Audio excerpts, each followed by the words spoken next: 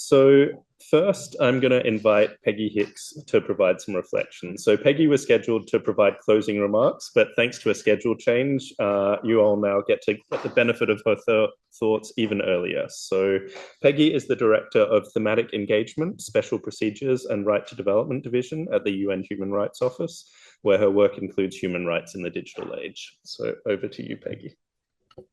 Thanks so much. It's probably the first time you've ever been present for pre-closing remarks about a conversation that I haven't been in until now. So you'll let me know how I managed the space. But I really did want to come here. We're so grateful for the partnership that we have with OECD, with the AI Standards Hub, with SaferAI, that's brought us all together today.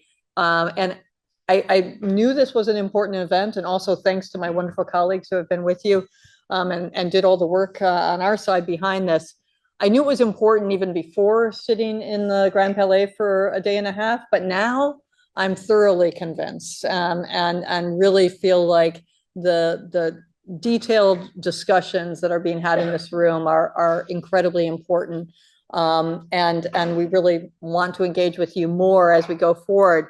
I mean, I think the discussion that we're trying to have is one about how we build a responsible AI future, and we have the tools for that. You know, we know that responsible business conduct based on implementation of international standards, the UN guiding principles, and the OECD guidelines together can give us that foundation.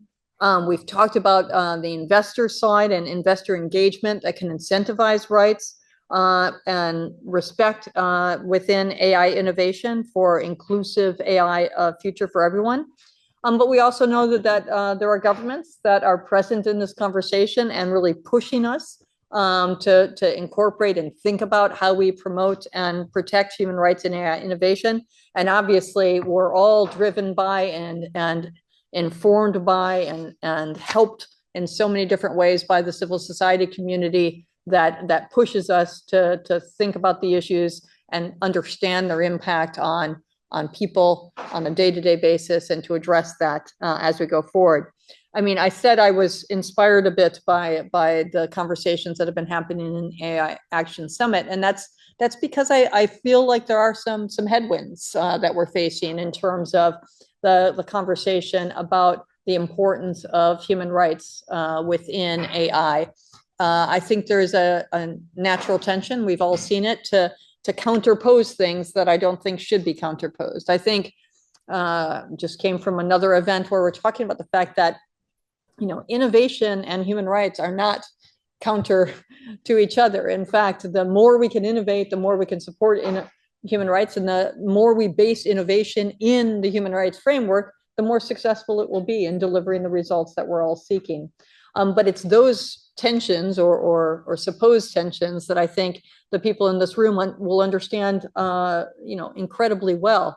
The event I was just coming from, you know, I started to really think about how, you know, the conversation that we've been having deeply, and you'll continue in the next session, around technical standard setting and the work that's been done within that field is a counterpoise to the question of whether or not you can have safety and innovation at the same time.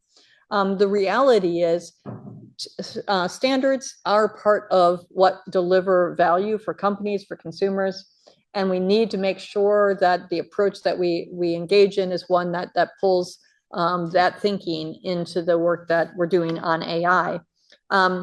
And, you know, for us, of course, the partnerships that we've built around this are incredibly important. And I think one of the things we're learning, of course, is the extent to which we do work in separate communities, and we need to build the bridges between those communities. And I think our partnership with the Alan Turing Institute and others have really allowed us to really think through how we can build those bridges that will make the work on both sides of the bridge, if I can put it that way, more effective.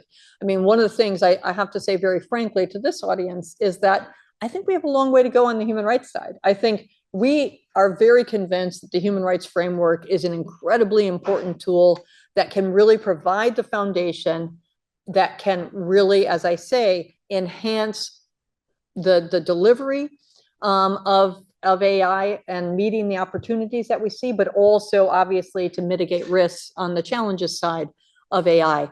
But the problem is it's not like a push and play framework. You can't just hand somebody the Universal Declaration and say, here, go implement it, right? You need the tools, the guidance to be able to make it applicable in your work in a reasonable and practical way. And that's the work that we're all coming together around. And the investor track, I think, is a really interesting piece of that, where we're really thinking about, what are the tools, what are the ways that we can help engage investors in this conversation. But I think we still have a ways to go, and I'm really looking forward to hearing from those that I understand there was a very vibrant conversation earlier around these about, sort of road testing some of the work that we're doing through our BTech project and the community of practice within it.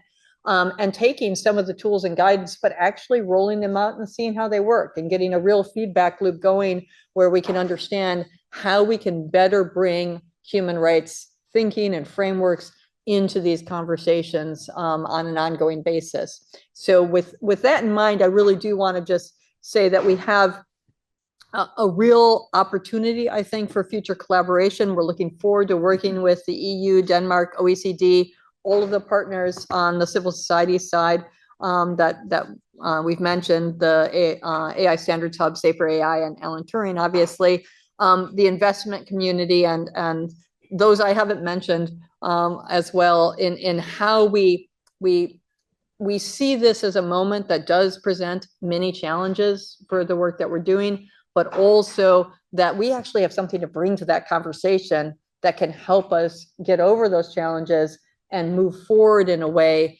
that allows us to benefit from AI in the way that everybody wants to see happen, but at the same time puts people at the center and recognizes that human rights can be a critical part of the conversation going forward. So thanks very much, Amos. So we now have one final panel for you on inclusive governance and human rights in global AI standardization. So let me hand over to Anna Alania, the moderator for this panel. Anna is a researcher at the Alan Turing Institute's Public Policy Program, working at the intersection of AI regulation and standardization. Over to you.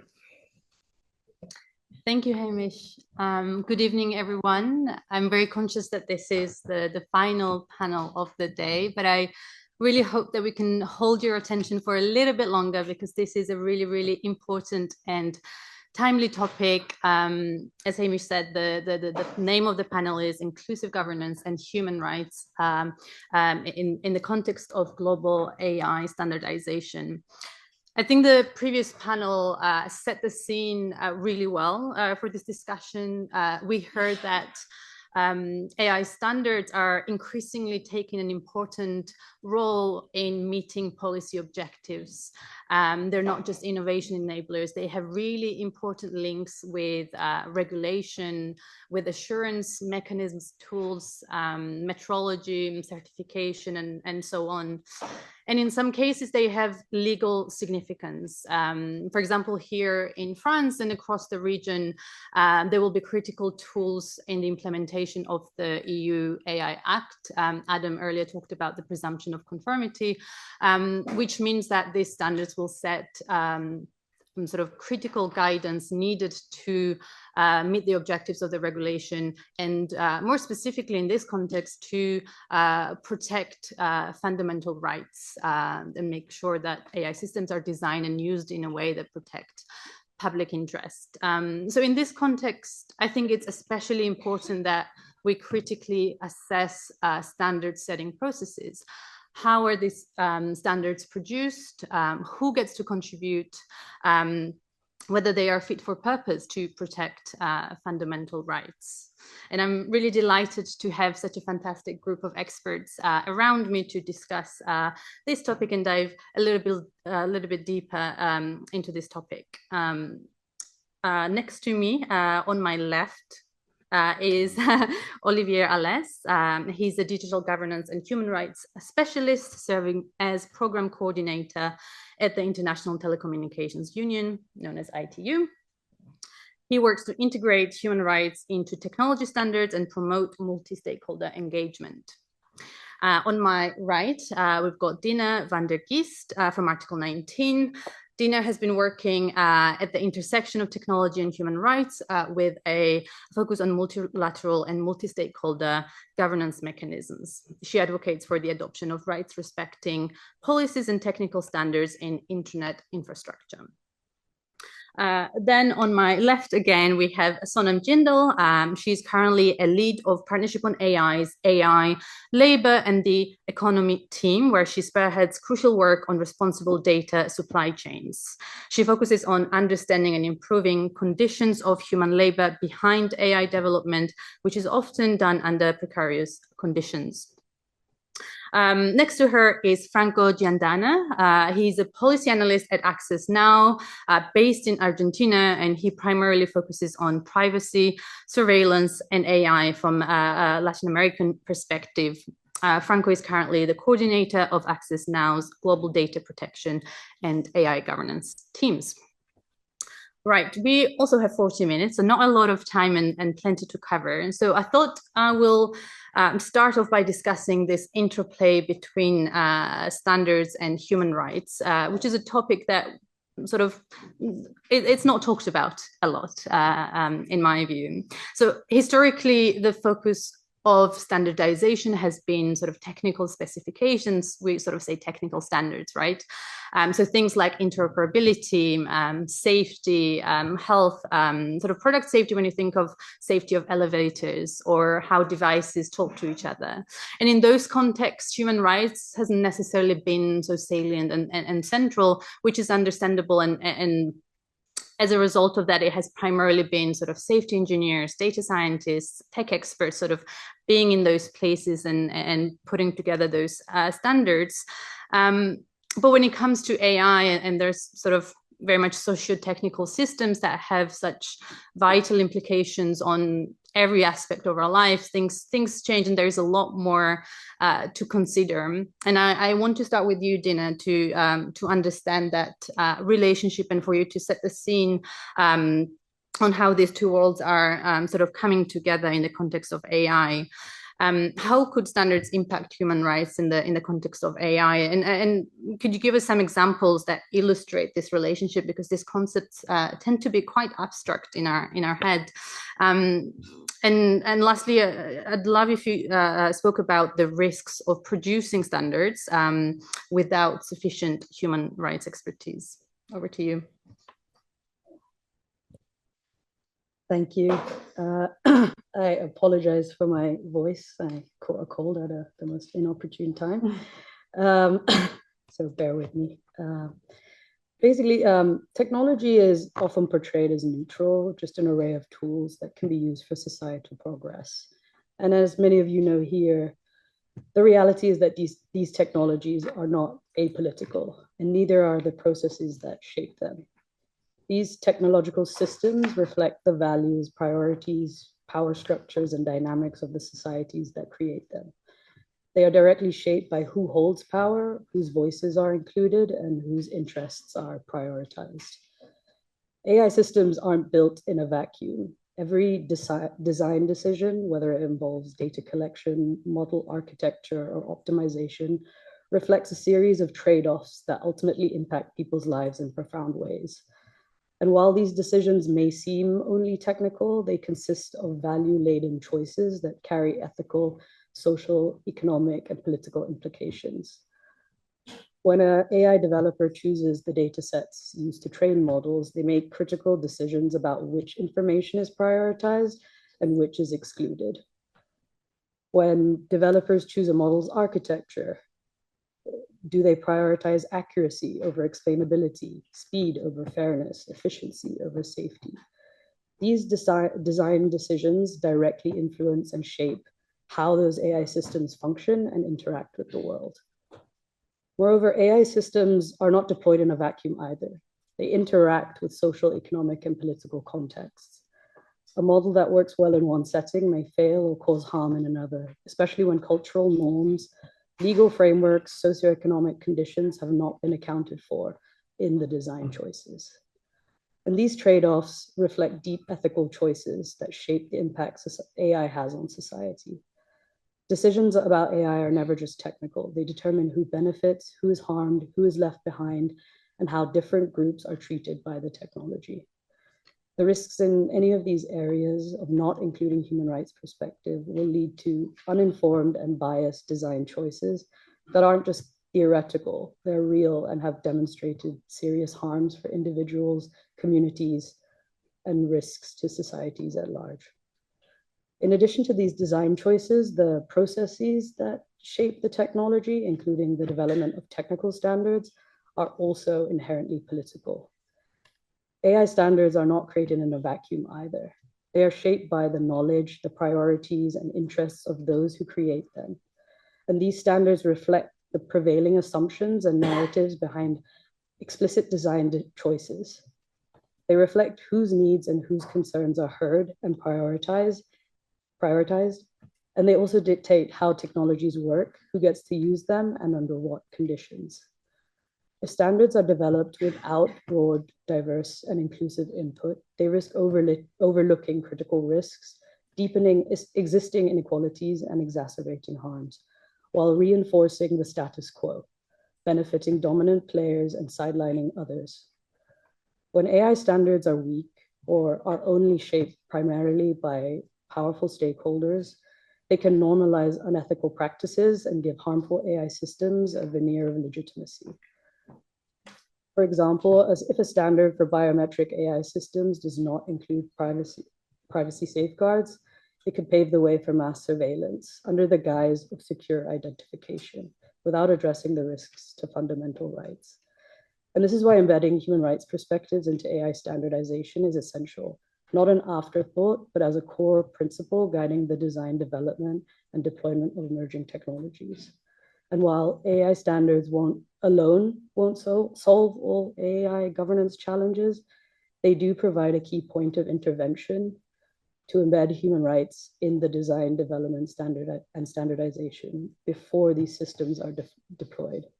However, it must be centered in the public interest with robust safeguards for human rights and guided by diverse global perspectives. Thank you, Dinah, for setting out and setting the scene so comprehensively. And I like the way you use the phrase weak standards for those that do not sort of reflect the needs of those sort of broad set of stakeholders, because good standards do that and weak standards don't. So I really like the framing they used for that. I'll now move on to Sonam. I know that your work at Partnership on AI focuses on how we can develop responsible practices sort of across the entire AI supply chain that protect and promote workers' rights, human rights. And I want to understand from you, first of all, are you seeing a need for a widely agreed upon standard in this space? What do you think are the opportunities of developing rights respecting standards that are adopted across the entire life cycle, from data, especially where your work lies? Thank you. Yeah, I think that's a good question to start with. Do we need something here? And I think the answer is absolutely yes. I think in my work, I see that it's not a question of, is this happening or not? The problem is clear. I think everyone in this room might agree that there are harms happening in the data supply chain, and there are a lot of workers who are involved in building AI models, but they aren't given a lot of rights or protections because their work doesn't fit the profile or the understanding of work that we currently have. And a lot of this is done in the informal sector and sort of challenges our understanding of what a job looks like. And so I think there's a question of, what does it look like to introduce adequate protections in an ecosystem that doesn't currently offer that? And I think that this resembles a lot of other problems in other supply chains that we've seen.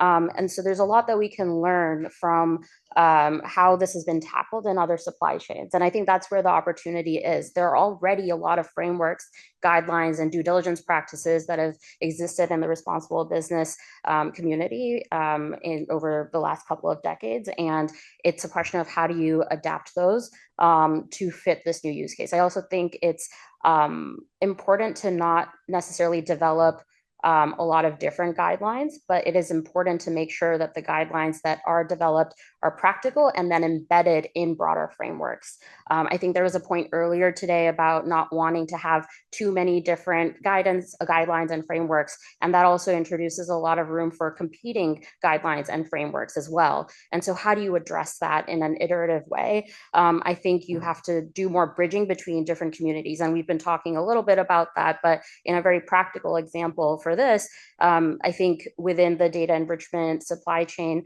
when you go to different actors, even within the same company or across the value chain, everyone says this is a big problem, but it's not my fault, it's someone else's fault.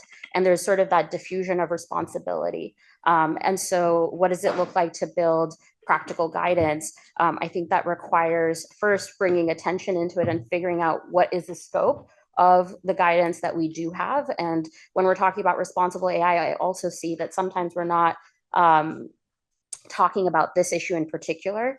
And so it's looking at how to do this cross-functionally and also bridge between companies who are thinking about responsible AI separately from their human rights arms. And integrating it and bridging between those. I think we've been doing some work with the OHCHR and BTech group and also the responsible business conduct. And I think there's a role for testing these things in applied settings within organizations and companies and then embedding them in these broader frameworks. Brilliant, thank you, Sonam. And I think what could be especially sort of relevant in this context is how some of these practices can be verified, if there are links to certification, if we can certify responsible processes. I think that's where the impact can really lie. So with that, I will move on to Olivier. ITU has a long history of telecommunication standardizations where maybe human rights wasn't sort of needed or sort of less salient, let's just say.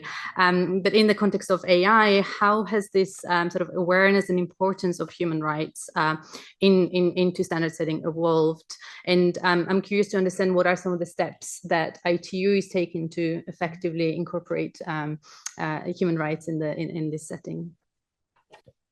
Thanks a lot for the questions and giving me the floor. Maybe I can give a brief introduction about ITU. So it is a UN agency working on ICT, and ITU is playing an important role on designing global technical standards, and we are also driven by member states. It's something very important for us. ITU is quite old. We are 160 years old, and we have been developing global standards with governments, industry, academia, and civil societies. And me, I'm working in the standardization bureau. So it's part of the ITUT where we have 10 different study groups.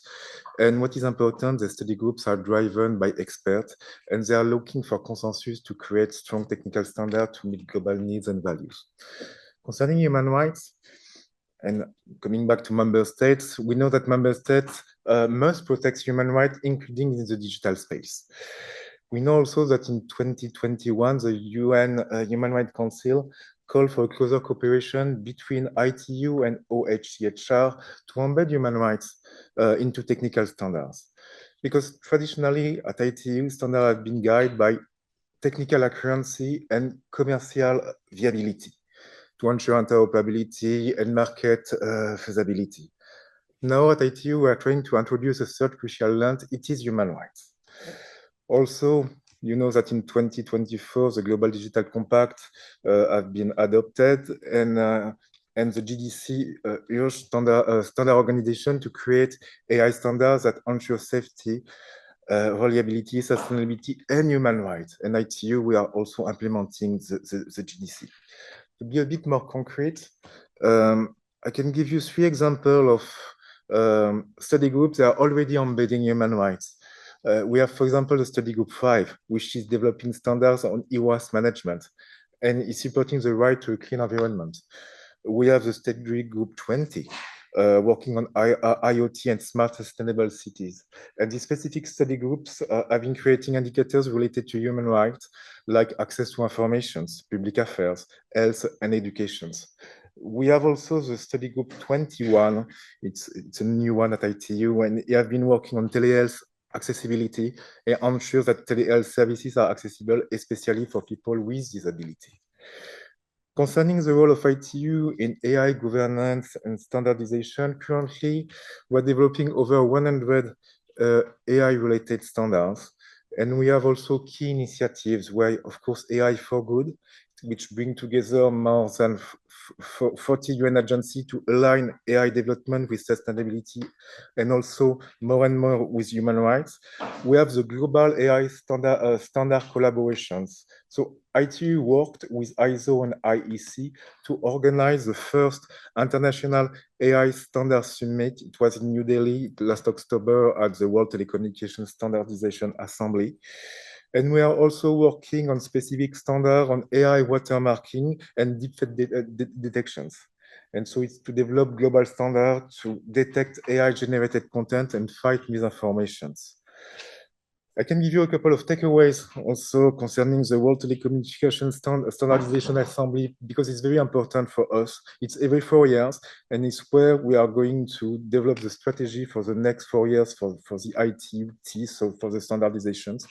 In Delhi, we had 3,600 delegates, and we have a specific event on ICT standard and human rights. So it was with ITU, OHCHR, the EU, Czech Republic, and France, and with industry leaders like Nokia and Ericsson. And also we came with 2 important resolutions. The first resolution was the resolution 101, and it is on AI standardizations. It really highlights the role of ITU to improve its effort and leadership in setting AI standard with a focus on global collaborations. We also had an important other resolution. It was a resolution 105. It is on the metaverse. And it is to ask the ITU to develop global metaverse standards that will protect human rights like security, privacy, inclusion. And it is the first resolution at ITU where we are talking explicitly about human rights. Thank you. Brilliant. Thank you so much for that. I have a follow-up question, but I'll save that for the end. I know that we're limited with time. So I'll move on to Franco. Access Now has been advocating for human rights to be at the core of AI governance for several years now, especially in the context of legislation that's being put in place in places like the EU, in Brazil. And what do you think is the relevance of using the international human rights framework in the context of standardization? And more importantly, how do we get that right? Thank you. I'll try to speak from a Latin American perspective, given the title of the panel. I'll try to offer a different angle. The importance of having human rights is it's the capacity of imposing binding rules enforceable by law. That is to say, to be able to have judicial systems that have the ability to assess and make decisions on the benefit of end users and affected communities, especially in regions like my own, where regulations are being developed. Standards can fill in the gap of offering an interpretation of human rights and in relation to AI or technique in general. Also, judges in my region, in Latam, may be not as quickly to update their knowledge to AI or any other technique that appears in the horizon, but they do have a tradition of addressing human rights in complex situations. So having human rights in the center of standards would be very helpful indeed. Also, having clarity not only on the risks posed by systems, but also on how to interpret them from a legally point of view could also be in the service of defending human rights in a society that is becoming increasingly complex, and also in the face of diversity, or in the face of the diversity that some regions have, especially Latin America and some other global majorities regions. Also, I wanted to address this question of how to integrate human rights properly into standards. And my main takeaway for this is that up to now, we've seen how standards have addressed the question of ethics. And ethics are very important, and they are very useful as a guide to navigate standards and to analyze situations and how AI system may impact society and affected or communities. But they are not sufficient when you have diversity and also traditional communities that have a different approach, a different understanding of the world. So human rights may be a better answer to that. So I believe that we should go beyond ethics and integrate human rights to make that more clear and useful. Last but not least, I would say that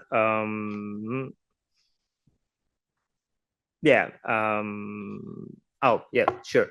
Also, the analysis based on ethics, I believe it's been developed from a very Western point of view, and that as some of my colleagues said here, AI system may affect communities very differently depending on where they're based. So human rights has the sufficient consensus worldwide to offer better clarity when analyzing harms and when analyzing measurements for redress.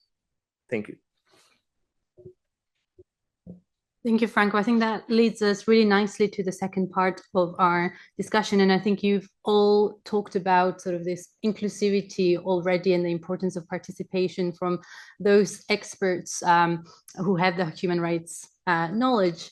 And I think there is a need to sort of maybe expand our definition of experts in the context of standardization, away from just technical experts to also people with human rights expertise, ethicists, social scientists. We know that civil society is particularly underrepresented in a lot of standard setting bodies, in AI standardization committees. But even when civil society is represented, that's only a starting point, right? It's sort of how do we meaningfully participate? Getting a seat at the table is only a first step. How do we make sure that their input is actively incorporated and end up sort of in the end result of standards that we see published? So that's how I'd like to position the next part of the discussion and talk about this sort of meaningful participation. And Dinah, I'll start with you again. Article 19 has a long history of engaging with standardization, especially sort of in the context of internet standards. What have you found to be some of the sort of biggest obstacle for civil society organizations in your sort of personal experience as well? I know you're contributing to AI standards on a national level, and what have been those obstacles for meaningfully participating? And also, can you share learnings of what has and hasn't worked? What are some of the success stories or initiatives that you've been working on within Article 19?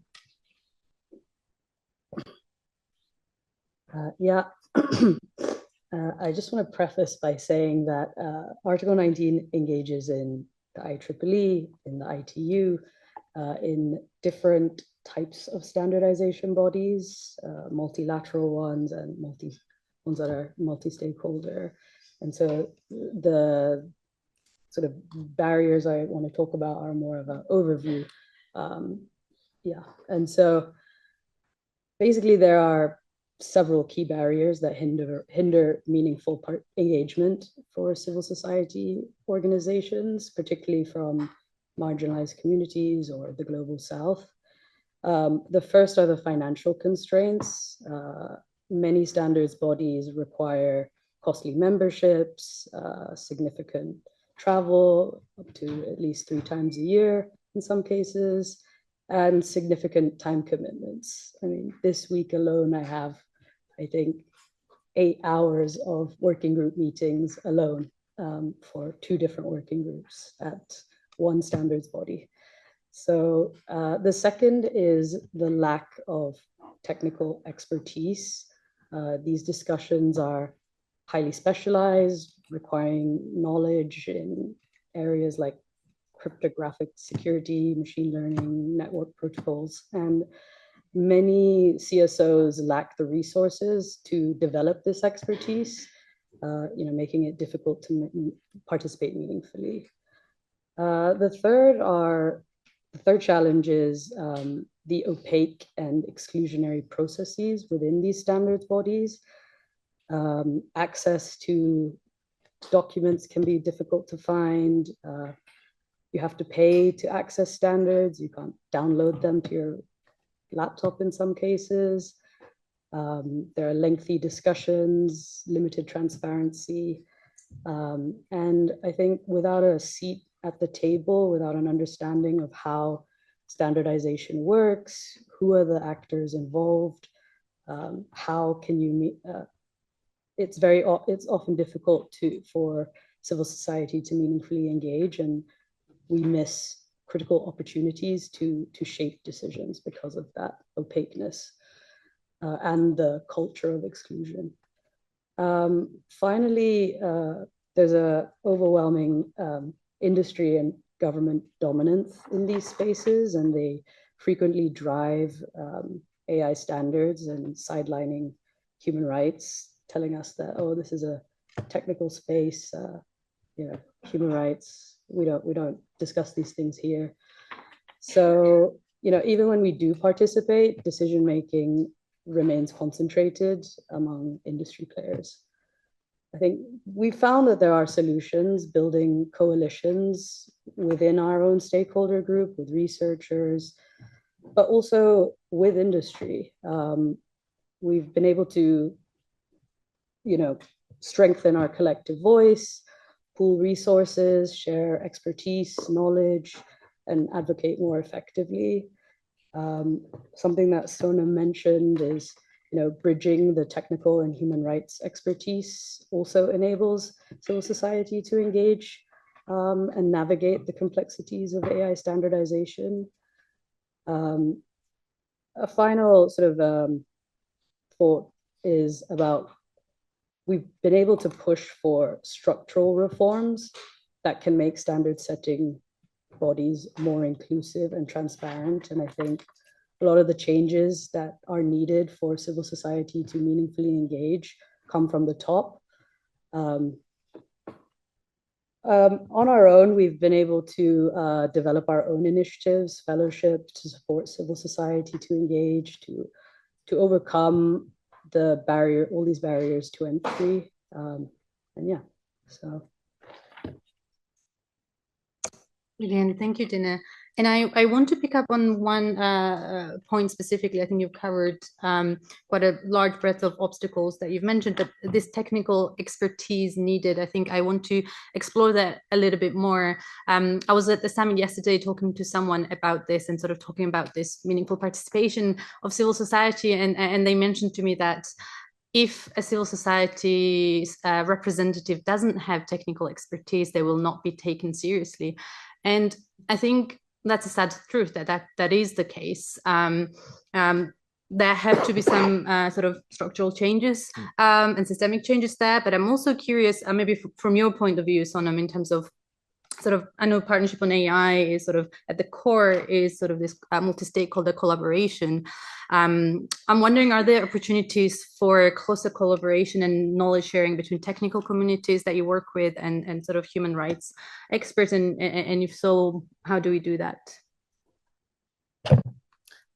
Yeah, I think that we should do that better, but at its core, as you mentioned, PAI is a multi-stakeholder organization that tries to partner with industry, civil society, academia, and increasingly policymakers to drive change in responsible AI practices. And everyone has a role to play. And I think we can, if I look at this particular example of how we did it in the data enrichment side, there was a process of multi-stakeholder collaboration to figure out proactively, what do we want the industry to be doing?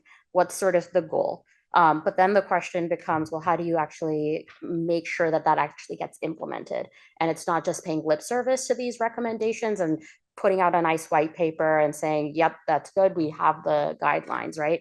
But thinking about what it means for it to be practical. And so in this situation with the data enrichment guidelines, we had a large 40-page white paper that was not going to be used by any research team on its own. And there was a process of looking at what it looks like in a applied setting. And so we partnered with one of our partner companies and did an extensive case study and distilled that into sort of more practical guidelines and resources that helped meet those guidelines on a regular basis. What that looked like very practically was we were interviewing researchers, engineers, product managers to understand how they were interacting with the guidelines and making updates constantly. And that can be a lengthy process, but I think it helps do that bridging work as well. And then there needs to be more sort of validating of like the end result of that iterative process as it still meet the needs of civil society and the initial problems that we were starting with.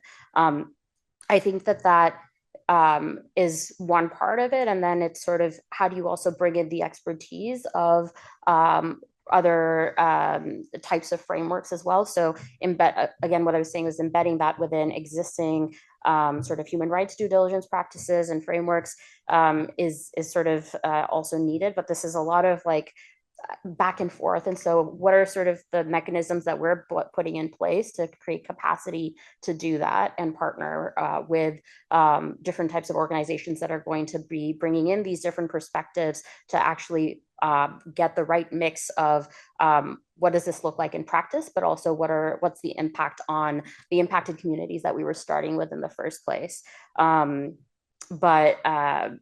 Yeah, I think in general, we should be doing more of this, but there also has to be, I think, openness from all communities. I think what I'm noticing in the summit is also that there are a lot of separate conversations happening, like the auditing and safety conversations are happening on one side and sort of the human rights conversations are happening elsewhere. And I'm not actually seeing the same people in the same rooms. I feel like every room is quite different, and I don't know what it looks like yet to have more constant collaborations.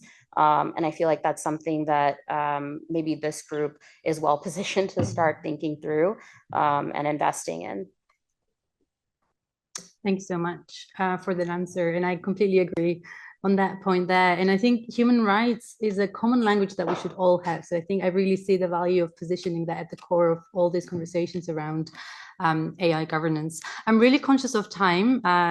We've actually run out of time, but I still want to ask a quick question, maybe briefly to Franco, and maybe invite Olivier for any reflections that you may have as well. And then if you've got any comments in the audience as well, I think we'll have an opportunity, very, very brief opportunity for that. I think, Franco, I think we discussed that in global AI standardization, we often see the dominance of sort of well-resourced actors from global north. And sort of, I'm keen to hear your perspective on what are the barriers that prevent participation from countries like Argentina or sort of others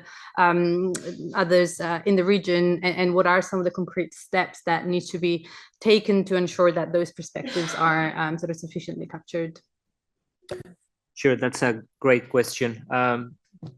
It's been already a few years since I started traveling around Latin America and having conversations with governments and academics and so on. And one thing I have clear about is that Latin American countries haven't got the chance to develop long-standing strategies around how they want to address the development of AI or what role they want to play in global AI governance. There's questions regarding whether we should be developing AI infrastructure, so data centers, so if we should be investing in human capacity, or if we should be importing AI systems that are developed in the global north, and so on and so on and so on. So depending on who you talk to, the answer may vary. And then also when countries kind of put together a national strategy, that very tool may disappear when the government changes. And that's the case right now in Latin America, where different political views are also blocking collaboration between the region. So I come from a region where most of the countries speak Spanish, and then we have Brazil, which speak Portuguese, but we can understand each other very easily, and that's a great bridge that we should be using. But instead of that, we are not communicating with each other, and that's a very, very difficult, I would say, gap to fill in, and that's taking us into a position where we are not able to bring onto the table of AI global governance as the same weight of contribution as other countries. So I expect for us to kind of overcome this current situation, but for now, I still perceive great challenges ahead in the short time. Thank you, Franco. Olivier, I'll invite you for any reflections that you have in this on this topic. If not, we'll open the floor to questions and comments. But over to you. Thanks a lot. I can be quick. I think I have 2 points, and it's encouraging, supporting civil society organization to join the ITUT and to develop technical standard with us. And you need to keep in mind that member fees can be waived for non-profit. I know it's not, the process is not that easy, but it's important for ITU to have more human rights experts and specialists into the standardization process. I would like also to say quickly that at ITU we are creating tools to embed human rights in technical standard in AI. We are working on a specific taxonomy, also a human rights impact assessment framework. And this taxonomy that we are working on is key. We are translating human rights into technical terms, really to link the human rights specialists with the technical communities. ITU, it's a huge technical community, and most of the time they don't really understand what the human rights specialists are talking about, and we need to bridge this gap. It's something that we deeply need to do. Thank you. Thank you. It's really promising to sort of hear that there is so much happening within ITU. But I will open the floor for questions. There is a lady over there. Thank you. I have a question that is probably for both panels. We obviously know that AI systems are complex, and there are AI developers, AI users, and there are AI consumers. So people who are perceiving some information on the internet, they are already AI consumers because it may be altered by AI. So is there a way to standardize procedure, at least to mark AI altered items? For me, as a member of public, if I see something in the market, I want to know, was it AI altered or not?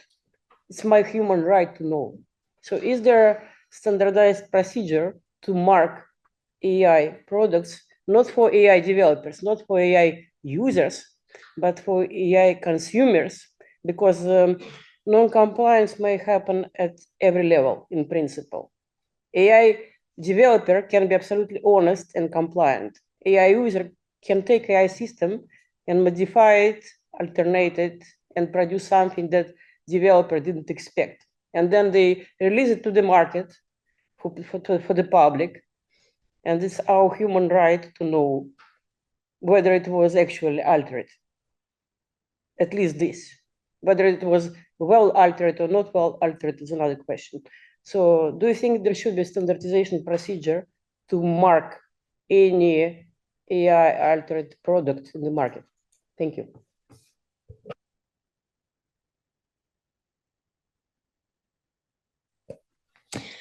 Hi, thanks to the panel today. My name is Meredith. I'm from the Business and Human Rights Resource Center. And I love that we're talking about stakeholder engagement and having a more inclusive and human rights focused approach to developing the standards. But I wonder to what extent in existing or emerging standards, we're really aggressively inserting stakeholder engagement as a key requirement. in earlier panels, we talked about being able to identify risk. There was a key point that was raised by Hannah about some exercises that Venture ESG is doing with VCs of how do we avoid these Black Mirror type scenarios with the development of AI. But really, it depends on who's in the room and what perspectives can be brought when we're talking about possible negative outcomes. And this great mention here about how it's different to the nuclear situation because it impacts people differently. So this stakeholder engagement piece was at the last minute taken out of the EU AI Act. And so just to make sure that it's on the agenda as per what it says in the UN guiding principles, that diverse and meaningful stakeholder engagement is not just involved in the standards development, but actually a part of the standards for how we go forward with this. So kind of a statement and a question about to what extent is that already on the agenda? Thank you so much. We've got 2 questions and about 2 minutes to answer them. I don't know who wants to take gentleman with that. Thank you so much, Jean-Philippe from IEEE. I'd like to come back, if you may, on the previous question about information to the consumer, basically. And as Clara said from IEEE, we launched the AI Trust Alliance. And one of the aim of the Alliance is actually to deliver a label that can be affixed to a product showing, like something like a nutrition score label, something with a grade and so on, to keep the consumer informed about the level of trustworthiness of the AI product he is using. This is one of the aim of the Alliance, AI Trust Alliance. Thanks. Brilliant, thank you. I think we're almost out of time. I was wondering if Olivier could sort of comment on maybe the multi-stakeholder standards sort of question. I wonder if you have any reflections. Yeah, thanks a lot. It's a complex questions because at ITU we are working really on recommendations. So there is no obligation for years and years and years. We have been thinking to have certifications, to have a kind of label, but right now member states they are not they not really agree on this. So it's still under discussion, and because that's meaning if we have yes, we still don't know how to build the certification of this label. So that's why right now it's really the standardization that we are doing. They are recommendations. Thank you. I think we have to finish here. I'm so sorry. I know that there is a lot more to discuss, and we can maybe use the opportunity during the drinks reception. It's been an incredibly valuable discussion. Thank you to the panelists for their insights. I'll hand over to Hamish.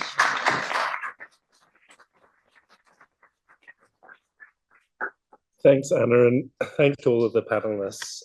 We also actually have in the room Rodrigo Duran, who's the General Manager of Chile's National Center for Artificial Intelligence. And given the discussion of Latin America, I thought we might just provide an opportunity for a brief intervention, if you'd like. Thank you, and thank you for staying. If you don't mind about Latin America and Caribbean, you can leave. I'm only talking about that. So thanks a lot for the opportunity and for the invitation for the Embassy of Chile and the OECD. And actually, yes, we in the National Center of Artificial Intelligence from Chile, we have promoted a Latin American view about the challenges and the risks, particularly on the need of standardization, because we publish every year the Latin American AI Index. And the last version is open if you want to check it. And one of the things that we have discovered is that there's, as my colleague said before, there are 256 different laws discussed today in Latin American congresses on AI, regarding AI. And they have nothing in common, like maybe this risk approach that comes from the US.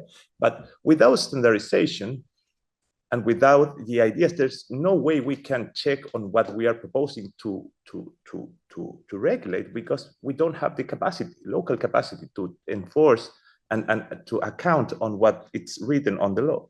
And that's because many issues, but the main is the brain drain.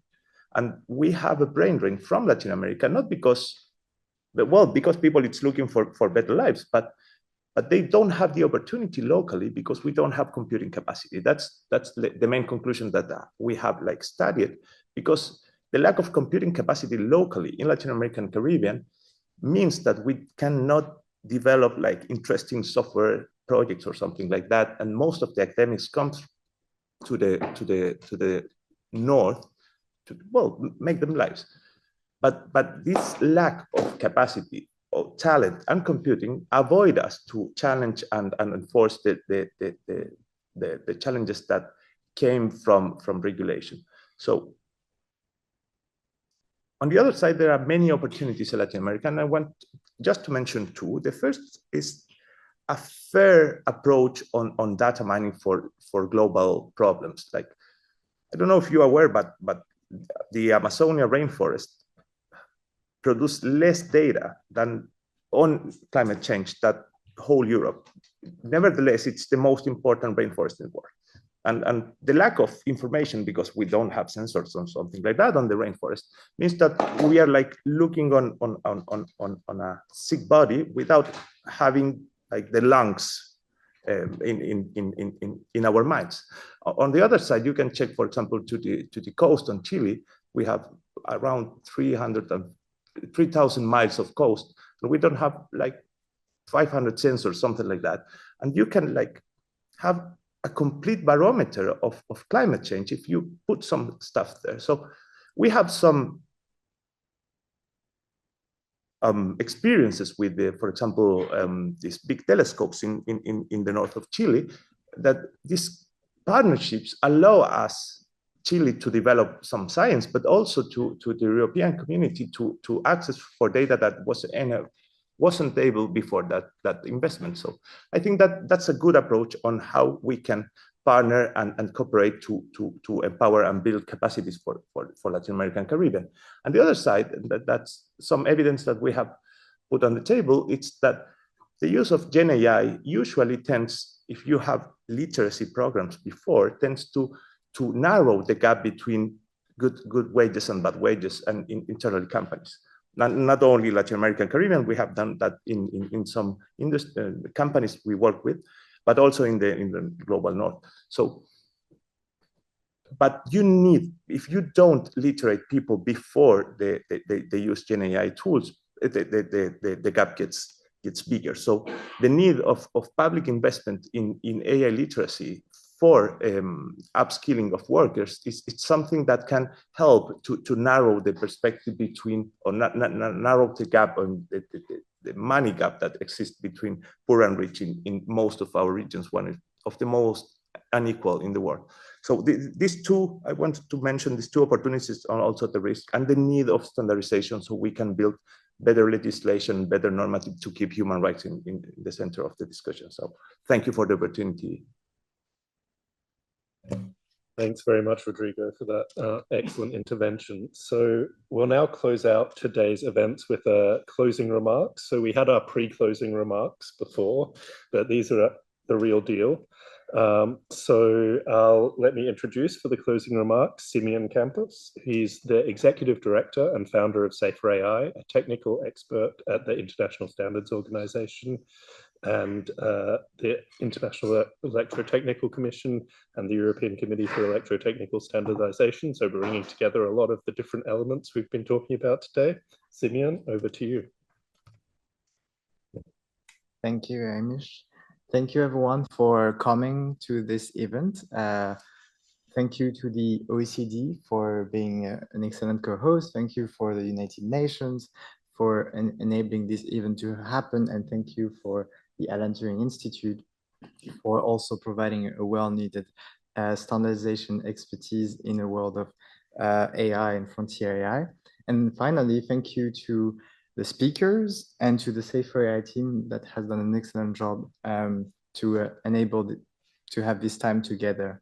At a time where there's temptation to race to the bottom, to cut off corners on safety, to forget about the risks and focus solely on the opportunities, today was a very welcome event to remind us of our shared vulnerability to risks and what it will take to mitigate those. We were reminded of the importance of voluntary commitments, such as the G7 Hiroshima process of frontier safety commitments, in particular to lay common ground and to establish building blocks mentioned, for instance, by Zahid from Frontier Model Forum or by Henri. The voluntary commitments alone, though, are not sufficient to ensure their implementation of such building blocks everywhere, which is why we also discussed responsible business conduct, the role of investment and the role of standards to be able to turn rules into incentives that companies can implement as an intermediary step to generalize those building blocks. Finally, the last stage of those risk management frameworks is a regulation. So we had Kilian Gross discussing the EU Code of Practice, and we discussed the importance of making risk management frameworks auditable in order for those to be able to be checked in regulation setups. This conversation is of utmost importance.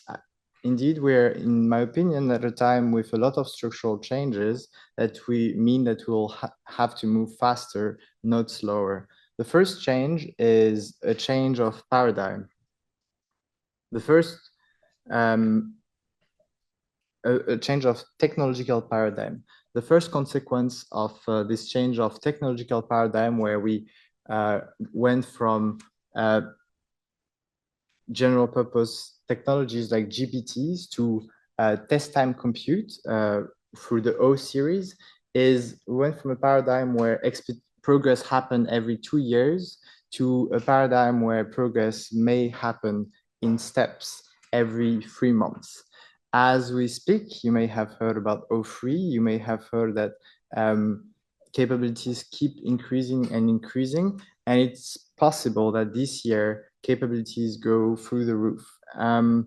The second consequence of this change of paradigm, of technological paradigm, is that we are entering a paradigm where the general public may not see the frontier of AI capabilities anymore.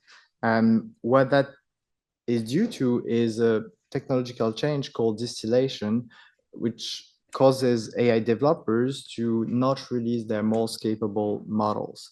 This calls for a few policy needs that we've very much discussed today. The first is to have clear auditable frameworks that government can verify.